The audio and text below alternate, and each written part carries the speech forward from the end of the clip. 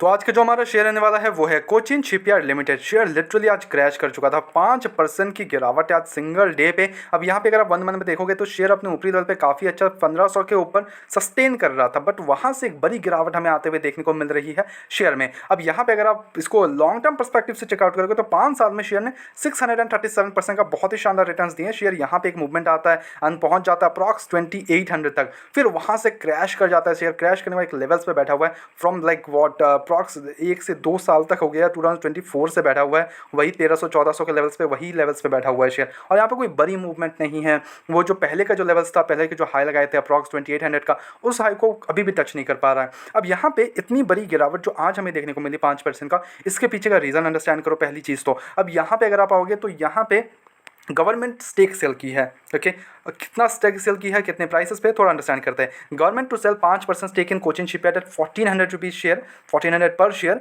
Via OFS यानी कि offer for sale, okay. यहाँ पे ऑफर फॉर सेल हुआ है, 5% का जो स्टेक है वो बेचा जाएगा। अब यहाँ पे 1400 के लेवल से बेचा जाएगा एंड फ्लोर प्राइस रखा है ना 1400 and Tuesday beginning on Tuesday July 7 आज से स्टार्ट हो गया है। और यहाँ पे जिसके कारण हमें गिरावट आते हुए देखने को मिल रहा है, 1400 के लेवल्स पे आने के हाई आसार देखने को मिल रहे हैं, ओके। अब यहाँ पे the government announces offer for sale in Cochin shipyard Limited CSL with a base offer of 2.52% of its paid up equity and an additional 2.52% as a green shoe option in case of oversubscription. Department of Investment and Public Asset Management DIPAM Secretary Arunish Chawla said on X. The offer for sale opens for non-retail investors on July 7th. Retail investors can bid on July 8, 2026. तो ये 2 dates याद रख लेना, यानी कि कल भी हमें थोड़ा बहुत गिरावट आते हुए देखने को मिल सकता है शेयर में, इसमें कोई भी डाउट नहीं है। अब यहाँ पे अगर आप देखोगे सब्सक्राइब जो आज हमें सब्सक्राइब देखने को मिला कितना परसेंट, थोड़ा चीज़ों को अंडरस्टैंड करते हैं। वहाँ पे भी Cochin shipyard offer for sale subscribe 3.5 times on day 1।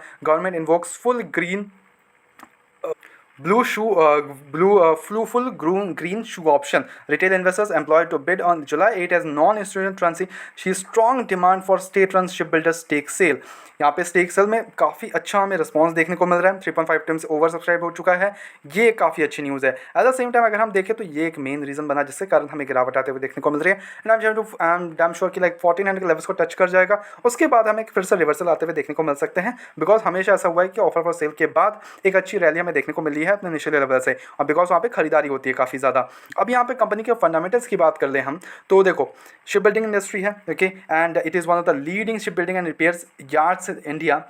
38,000 crore का मार्केट कैप है, बट स्टॉक का पीस 53 के अराउंड है, स्लाइटली ओवर वैल्यूड है। इंडस्ट्री पी है 46 के अराउंड, इंडस्ट्री पी है 53 के अराउंड, स्टॉक का पी चल रहा है। डेप्ट की बात करें तो वो 1672 करोड़ का डेप्ट देखने को मिल रहा है, विच है मेक्स डेप्ट to equity to 0.28। Balance sheet में आओगे कंपनी के पास 5,741 करोड़ के रिजर्व्स है। हालांकि बोरिंग्स इस बार काफ़ी ज़्यादा इंक्रीज़ देखने को मिल रहा है। अब वो चीज़ें थोड़ा अंडरस्टैंड करो कि देखो बोरिंग्स वगैरह इंक्रीज़ होंगी, बट उस हिसाब से रिजर्व्स ओके हैं अभी के तौर पे, ओके।